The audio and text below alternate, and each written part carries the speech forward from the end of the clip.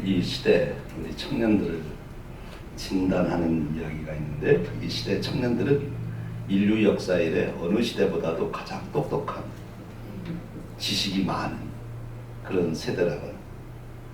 인류 역사에 수억 수조의 사람들이 살아갔는데 여러분만큼 똑똑한 사람이 없는 거예요. 가장 많은 정보를, 지식을 가지고 있어요. 근데 또 하나는, 그렇게 지식이 많으면 가장 편안해야 될 텐데 가장 불안한 시대에 살아간다. 어때, 여러분 마음은 평안해요, 불안해요? 다들 불안하니까 내가 불안해도 평안한 것으로 착각할 수 있어요. 이 시대를 가리켜서 불안하다, 언스테이블한 시대다 하는 거죠. 여러분 매일 일어나는 그 뉴스를 우리가 듣게 되잖아요. 근데 그 뉴스의 내용들이 다 어떤 내용들입니까? 전쟁 뉴스, 계속 요즘 전쟁 얘기 듣지요. 전쟁 얘기 들어도 이제 무감각해질 만큼 전쟁 얘기가 많아지고, 또 정치적인 혼란, 경제적으로 주식값이 올라갔다 내려갔다가 어떻게 되는지, 금값은 어떻게 되는지 계속 불안한. 또 요즘에 특별히 최근 몇 년 안에 우리 젊은 사람들 사이에 아주 화제가 되는 주제는 AI. AI의 발전으로 인해서 굉장히 편해지기도 했는데 어느 순간에 AI 때문에 무척 불안해진 시대가 지금 우리 청년들 시대예요. 편안한 것만이 아니라 도대체 어떻게 해야 되려고 그러지? 나는 어떻게 해야 되지? 불안한 시대. 근데 그런 여러 일들 중에서 무슨 일이 제일 불안해요? 전쟁 난 거는 안 불안하지요? 불안해? 사회가 바뀌고 산업 모양이 바뀌어서 내 잡이 어떻게 될 건가, 그거는 좀 불안해요. 나는 어떻게 살아야지? 그건 확실하지요. 근데 오늘 우리 예배드리는 청년들은 그게 확실할지 모르겠는데, 이 시대의 젊은이들은 제일 문제가 어떻게 살아야 되는지를 보면, 삶의 목표, 인생의 목표가 뭔지를 몰라요.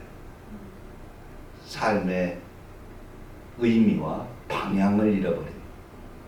더 본질적으로는 자기 정체성, 도대체 인간이란, 나라고 하는 존재의 가치가 뭐야? 나는 뭐야? 내가 살아간다고 하는 것이 무슨 의미가 있는 것이야? 이 부분에 대한 답이 없어요. 그래서 방황하는 시대. 지식은 엄청 많은데 방황하는 시대, 불안한 시대. 그것이 요즘 우리 청년 시대의 모습이다 하는 거죠. 근데 이런 일을 겪은 것은 우리만이 아니고, 바로 오늘 우리가 읽은 성경 말씀 다니엘서 11장에 바로 다니엘이라고 하는 인물이 이런 상황에 있었어요. 다니엘서 11장은 성경 말씀 중에서 가장 역사를 상세하게 예언한 그런 내용이 하나예요. 그래서 이 11장 내용에 보면 페르시아가 어떻게 될 건가, 페르시아 다음에 어떤 나라가 나오죠? 세계 열강 중에 페르시아 다음에 이어간 나라가 뭐예요? 역사 공부 다시 해야 되겠네요. 헬라 제국. 헬라 제국 하면 누구가 생각나요? 알렉산더 대왕. 알렉산더 대왕 나라에 알렉산더 대왕이 이제 페르시아를 멸망시키고 온 세계 패권을 갖는 그런 시대를 열죠.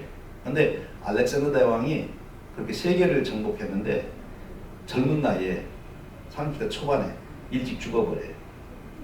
아직 후계자도 세워놓지 않고. 갑자기 죽는 바람에 알렉산더가 세웠던 헬라 제국이 어떻게 돼요?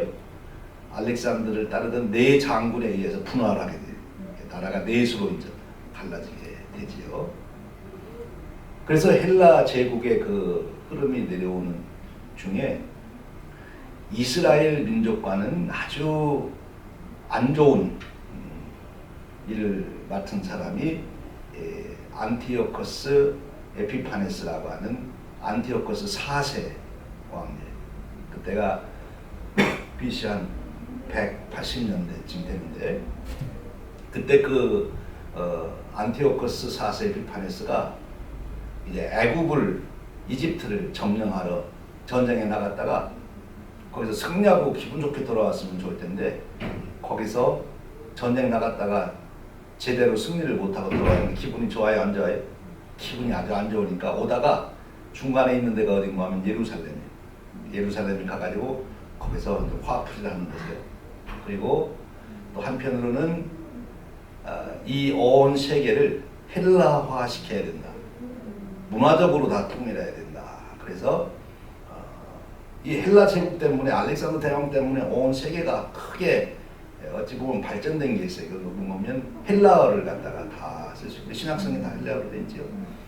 그래서 수많은 민족들이 서로 소통할 수 있는 공통 언어를 문자를 거치기 큰 알렉산더의 인류 역사의 공헌인데 이 안티오코스 4세 에피파네스가 계속 그거를 이제 그 정책을 펴려고 보니까 유대 백성들은 헬라 문화를 받아들여요, 안 받아들여요? 안 받아들이지. 왜 안 받아들여요? 그 사람들은 여호와 신앙을 가지고 있으니까. 자기들 나름대로 법도 있어, 율법이 있어. 또 자기들 나름대로 성전 지어놓고 제사도 드려요. 자기들 풍습이 있어. 그러니까 이거 다 없애야 된다. 그래가지고 유대인들이 제일 중요하게 얘기했던 게 뭐예요? 성전에 모여서 제사를 드리는 건데 그 성전을 가서 성전에다가 뭘 갖다 놓는 거면 제우스 신을 갖다 놔요. 제우스 신 섬겨라. 그리고 유대인들이 제물로 드리는 것 중에 절대 제물로 드릴 수 없는 동물인데 그게 뭐죠? 돼지예요. 유대인들이 그거는 부정한 짐이기 때문에 제물로 쓰잖아요. 레위기서. 돼지를 피를 부어가지고 제사를 드리니까 유대인들에게 있어서는 이거는 모독도 이런 모독이고 차라리 죽어야 된다 이제 이렇게 할 만큼 강력한 그런 박해가 오는 거죠. 그리고 율법도 다 없애고 유대인으로서의 삶을 살면 안 된다. 다 헬라식으로 살아라. 그렇게 되니까 이 유대인들이 그러겠습니다. 그러겠어요? 거기에 이제 반대 독립운동이 강력하게 나요. 그거를 마카비우스 혁명이다 이렇게. 그게 이제 헬라하고 이 유대인들이 이제 그때부터 독립전쟁을 시작하게 되는데 계속 끊임없이 뭐 독립하지도 못하면서 독립전쟁은 계속하니까 얼마나 많이 죽고 핍박을 당하고 그랬겠어요. 그러다가 무슨 일이 생기는가 하면 로마라고 하는 나라가 이 헬라에 나눠진 나라들이 서로 싸우다 보니까 힘이 약해지니까 그러면서 로마가 이제 힘을 얻기 시작해가지고 이제 로마가 헬라를 물리치게 돼요. 그러니까 예루살렘을 지배하던 이 헬라 제국이 로마에 의해서 패배하게 되니까 쫓겨나서 이제 로마를 누가 지배하죠? 예루살렘을 누가 지배해요? 로마가 와서 지배하게 됩니다. 그래서 예수님 태어나기 전 BC 한 50년, 60년경에 폼페이우스에 의해서 예루살렘이 로마가 정복하게 됩니다. 그래서 예수님 당시에는 시저가 카이사르가 지배하는 당시 예수님 태어나서 이제 되는 거죠. 그런 역사적 배경이 있어요. 그 얘기를 쭉 써놓은 것이 다니엘서예요. 그러니까 수백 년 전에 앞으로 되어질 역사를 이 다니엘서만큼 이렇게 정확하게 예언한 책이 없어요. 그런데 여기서 중요한 것은 이 다니엘서가 그냥 앞으로 세상 제국이 어떻게 될 거냐 하는 그 정치, 역사 얘기를 쓰기 위해서 쓴 예언서가 아니라 이 다니엘서 11장의 핵심 내용은 세상의 바벨론, 페르시아, 바사, 헬라 제국, 로마 제국 이런 나라들의 역사가 이루어져 가도 그 모든 역사의 흐름의 주권은 누가 가지고 계시다? 하나님이 여호와가 가지고 계시다. 그것을 말씀하고 있는 거예요. 그리고 이스라엘 백성들은 그런 정말 나타나는 현상으로만 보면 이스라엘이 금방 다 사라져 없어질 것 같은데 절대 없어지지 않는 이스라엘 백성, 하나님의 언약의 백성으로서의 이스라엘 백성들에 대한 얘기를 하고 있고, 그리고 그러니 너희들이 혼돈하지 말아라. 정신 바짝 차리고 역사의 주권자는 하나님이시니까 그 하나님 믿음으로 너희들이 브레이크트루 해야 된다 하는 말씀을 주시고 있는 거죠. 다시 이스라엘 이야기로 돌아가 보면 요즘에 우리 젊은 사람들이 불안한 시대에 산다고 했는데 정말 이스라엘 백성들에게서는 불안한 거죠. 요즘에도 우리가 듣는 이야기 중에 이제 전쟁 이야기를 듣잖아요. 그런데 왜 전쟁이 일어나요? 전쟁이 일어나면은 무슨 일이 현실적으로 우리 생활에 우리 나라에 생기는가? 또 우리나라에 무슨 일이 생기면 전쟁이 일어나는가? 우리가 잘 연결해 볼 수 있는데 그것은 레지움 체인지, 정권 교체가 일어나요. 전쟁. 또 정권 교체가 일어날 때 전쟁이 일어나게 되는 거죠. 그런데 정권 교체가 일어나면 어떤 일이 일어나나요? 사회적으로 경제 시스템도 바뀌고 정치 시스템도 바뀌고 모든 생활의 기반이 다 흔들리는 거죠. 아주 현실적으로 얘기하면 어제까지 부자로 잘 살던 사람이 오늘 전쟁 나서 다 죽고 없어질 수 있는 거예요. 옛날식으로 말하면 어제까지 충신돼서 아주 고위직의 권세를 들고 사는 사람이 오늘 역적돼 가지고 삼족을 벌하는 그런 어려움을 당하게 되는 거고, 오늘 우리 현실적으로 돌아와서 미국과 지금 이란이 싸우고 있는데 이란의 그 사람들 중에는 하루아침에 그 있던 재산 모든 다 없어지고 심지어 가족들도 죽고 그런 사람들이 생길 거란 말이에요. 이란의 힘이 강하면 우리 미국 안에도 그런 일이 일어나겠지. 그러니까 이 전쟁, 레지움 체인지, 이게 지금 이 글로벌 시장, 글로벌 환경에서 지금 일어나고 있는, 러시아하고 우크라이나도 마찬가지. 또 다른 나라도 전쟁하는 나라들이 있죠. 그것은 하나의 지금 당장 우리하고는 연결 안 됐지만 우리가 사는 시대가 그런 시대라는 거예요. 불안한 시대, 스테이블한, 언스테이블한. 이런 때 그럼 우리는 어떻게 살아야 되느냐 하는 얘기를 이 다니엘서가 해주고 있는 거예요. 다니엘이 굉장히 머리가 복잡해졌어요. 똑똑하니까 더 그렇겠지. 세상 역사 되어져가는 얘기를 쭉 생각해 보니까 도대체 우리 이스라엘 민족은 살아남을 거냐, 없어질 거냐, 그리고 나는 어떻게 될 거냐, 이것이 고민인데, 그러는 중에 오늘 이 다니엘서에 나오는 이 놀라운 진리, 은혜를 깨닫게 되는 거죠. 오늘 핵심 내용이 무엇인가 하면 32절 말씀입니다. 오직 자기의 하나님을 아는 백성은 강하여 용맹을 떨치리라. 지금 우리 현실로 다시 돌아와서 우리가 안전하게, 안정되게 살려면 뭐가 있어야 돼? 돈이 있어야지. 금을 많이 사놓든지 아니면 코인 사놓든지 S&P 속해 있는 주식을 많이 사든지. 좀 더 우리 지금 글로벌 상황에서 말한다면 그 나라가 국력, 군사력이 강하면 안전하겠죠. 그렇죠? 그것이 보통 인간의 살아온 역사 속에 사람들이 추구하던 거예요. 군사력, 무력. 로마도 팍스 로마나 로마의 군대 그 막강한 힘을 가지고 다들 꼼짝 못하게 하고 평화를 유지했어요. 또 막대한 자원, 재산을 가지고 한동안 영국이 그렇게 세계를 지배했죠. 해질 나라가 없는 나라를 만들면서 온 세계 금융업계를 다 영국이 지배하면서 그런 자기들 나름대로의 안정을 누려왔죠. 그런데 오늘 성경 다니엘은 그런 것이 우리 인생을 안전하게 하는 것이 아니라 여호와를 아는 백성은 강하여 용맹을 떨치라. 누가 강한 자가 될 수 있느냐? 강한 자가 승리하고 강한 자가 흔들리지 않고 흔들리지 않는 자가 승리하는 거예요. 누가 강한 자가 되느냐?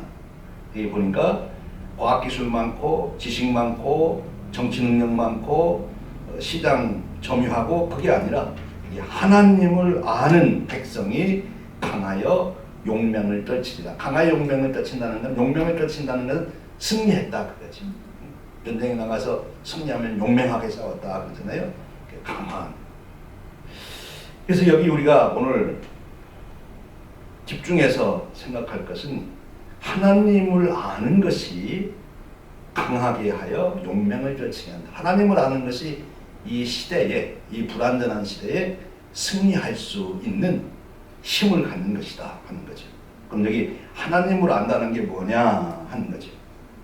그래서 트림플 롱맨이라고 하는 신학자가 이 하나님을 안다 하는 이 안다의 개념을 좀 어려운 말로 이렇게 표현했어요. 하나님께 대한 충성스러운 관계. 안다고 하는 것은 과학기술 지식 아는 것처럼 인포메이션을 아는 게 아니고, 안다고 하는 것은 이렇게 설명하면 좀 이해가 되죠. 여러분 친구들 사이에 누구누구 그런 얘기하면 아 내가 걔 잘 아는데 그렇게 얘기할 수 있죠. 그 잘 안다는 얘기가 걔가 키가 얼마고 뭐 몸무게가 얼마고 그런 거 잘 안다는 얘기하면 친하다는 얘기예요. 친하다는 얘기지. 여기서 하나님을 안다는 것은 하나님하고 친하다 그런 얘기예요. 친하다. 여기 하나님하고 친하다고 하는 것을, 그럼 친한데 어느 정도로 친하다고 하는 것을 여기 하나님을 안다. 그 히브리어 말로는 야다라는 말씀인데, 하나님을 안다고 하는 것을 정말 하나님께 대한 충성스러운 관계로 안다는 거죠. 그냥 같은 취미 가지고 있으니까, 아니면 같은 학교 나왔으니까, 취미가 같으니까 그래서 아는 친분 정도가 아니고, 하나님께 대한 충성스러운 관계, 이 표현이 중요한데, 충성스럽다고 하는 것은 언약으로 맺은 충성을 말하는 거예요. 그게 가까이 아는 친밀함이에요. 그런 걸 우리 인간 생활에 적용하면 언약을 맺는 일이 뭐가 언약을 맺는 거지? 우리가 서로 언약 맺었다고 그러면 뭐 하는 거예요? 결혼할 때 보통 때는 언약한다고 안 해요. 그냥 약속한다는 말이지, 계약한다고. 그런데 결혼은 언약이라는 말을 써요. 약속 중에서도 특별한 약속이야. 왜 특별한 약속인가 하면 조건 없이 무조건 하기로 하기 때문에 특별한 약속이에요. 다른 거는 다 주고받고 조건이 안 맞으면 깨는데, 이 언약은 한번 맺으면 깰 수가 없어. 그렇게 맺어진 관계가 친한 관계예요, 안 친한 관계예요? 굉장히 친한 관계지. 난 조건 없이 내 전부를 너한테 주는 거야. 이게 언약의 관계. 근데 하나님하고 그런 친밀함을 가지고 있는, 그게 안다. 하나님을 안다. 하나님이 뭐 우주 만물을 만드셨습니다. 하나님이 뭐 역사의 주관자이십니다. 그렇게 아는 게 아니고, 하나님과 내가 언약적 관계로 아는 거예요. 그를 믿는 거예요. 그러니까 하나님이 나를 사랑하는데 내 조건 보고 내가 예쁜 짓 하니까, 내가 잘하니까, 그러니까 나를 사랑하는 게 아니고, 하나님이 나를 언약적으로 사랑하는, 나를 하나님의 딸로 삼았기 때문에 하나님은 나를 무조건 사랑하는 거죠. 그거를 믿는 게 하나님하고 친한 거예요. 잘못했어도 하나님이 사랑하는 거예요. 절대로 버려요, 안 버려요? 안 버리시는 거예요. 그렇게 하나님을 믿는 것이 하나님을 친하게 하는 거예요. 우리가 허물과 실수가 있을 때도 그래서 하나님 무서워서 도망가는 게 아니라, 아이고 하나님하고 다시 하나님의 품에 우리가 안기는 거예요. 그렇죠? 그냥 두려운 존재면 도망가야지.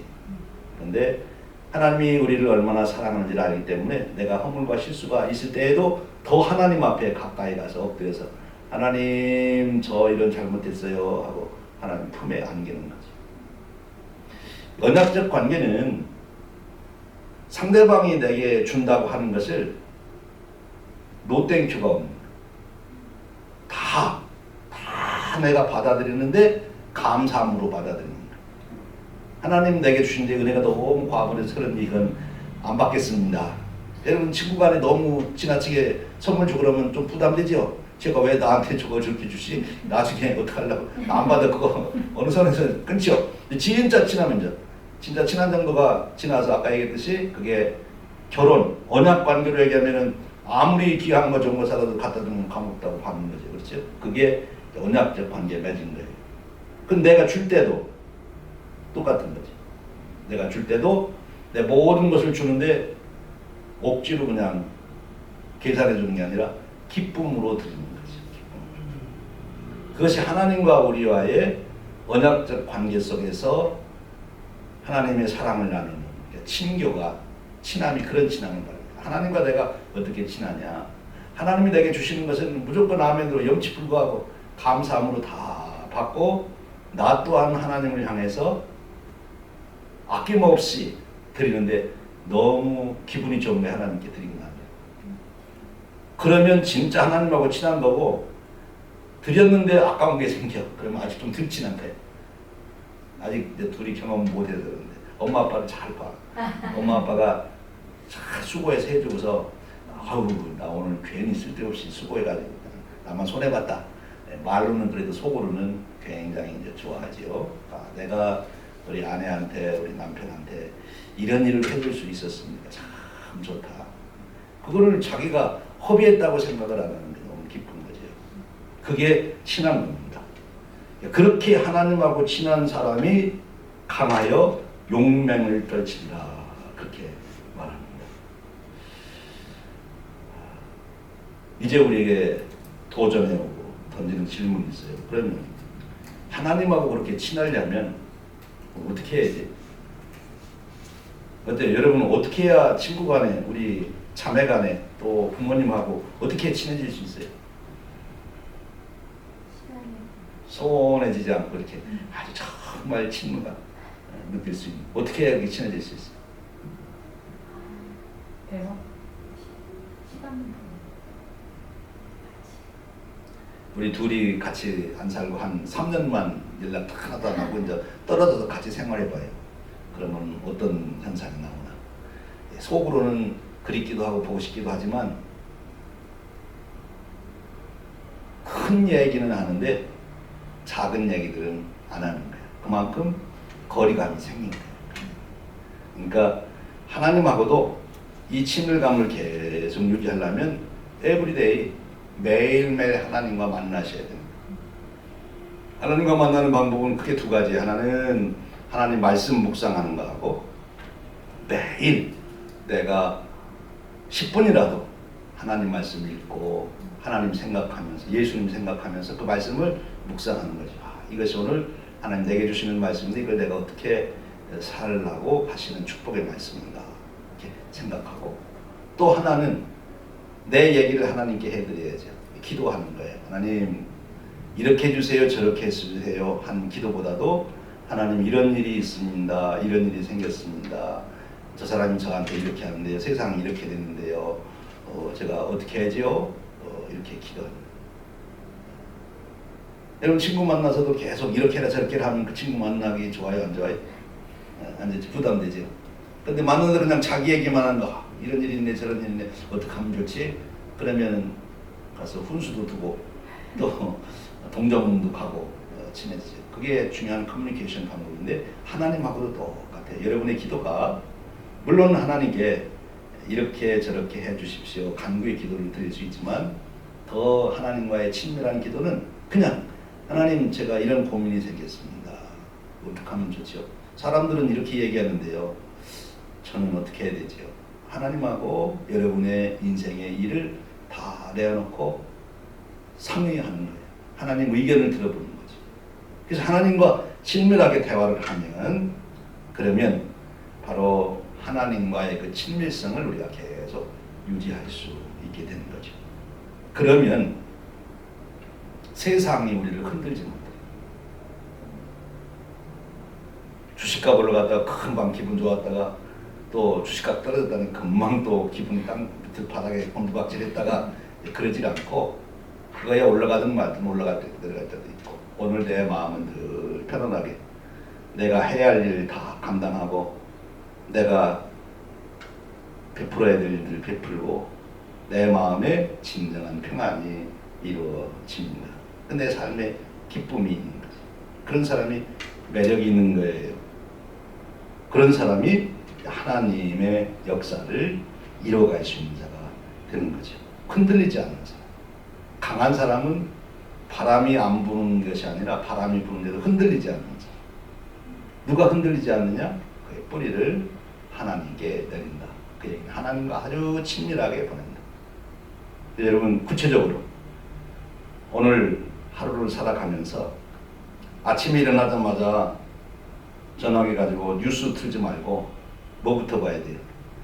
하나님 말씀부터 보고 어디 메시지 보내기 전에 먼저 하나님하고 기도하고 먼저 세상 뉴스보다도 하나님 말씀 묵상하는 일을 정확하게 아주 시간을 미리 띄워놓고 그렇게 생활하는 겁니다. 기도도 마찬가지죠. 특별히 저녁 기도. 하루 살고 나서 하나님 제가 오늘 이렇게 살았습니다. 이런 일이 있었습니다. 하고 하나님하고 대화하는 겁니다. 그리고 끊임없이 내 스스로 내가 들을 수 있도록 고백합니다. 나는 하나님의 딸이다. 하나님 아버지 귀한 딸 왔습니다. 이렇게 하나님 앞에 고백하는 고백. 이것이 아주 중요한 우리의 영성 우리는 방법이에요. 그래서 하나님과 친밀한 이런 관계에 있는 자는 전쟁이 일어나든 레짐 체인지가 되든 문명의 변화가 오든 관계가 없이 그는 늘 하나님의 자녀로서 견고한 삶을 살 수 있어요. 여러분에게 바로 그런 축복이 있길 바랍니다. 한 가지 얘기를 더 하면 백합꽃이 있죠. 우리 찬송에 가시밭의 백합화라는 찬송이 있어요. 가시밭에 있는 백합화가 더 향기를 날려요. 왜냐하면 가시가 찔르니까. 불안하고 혼돈되고 문제가 많은 세상에 살기 때문에 우리는 더 향기로운 삶을 살 수 있어요. 여러분 기도하실 때 하나님 왜 이런 불안한 세상에 이때 하필이면 제가 태어나겠습니까? 이렇게 기도하시지 말고 하나님 저를 이때 살게 하셔서 저로 예수님 향기 많이 날릴 수 있게 해주시니 감사합니다. 저를 통해서 영광 받으시옵소서.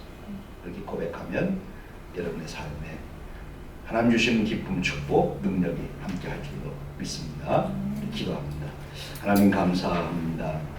오늘 우리 청년들과 함께 예배하게 하시되 다니엘의 이야기를 통하여 오늘 우리의 현실의 삶을 진단하며 승리의 지혜를 얻게 하시니 감사합니다. 하나님을 경외하는 자 되어 시대에 세상에 흔듦에 흔들리지 않고 굳건히 서서 하나님 자녀된 빛을 발하도록 세워 주옵소서. 영광 받으시옵소서. 예수님 이름으로 기도하옵나이다. 아멘.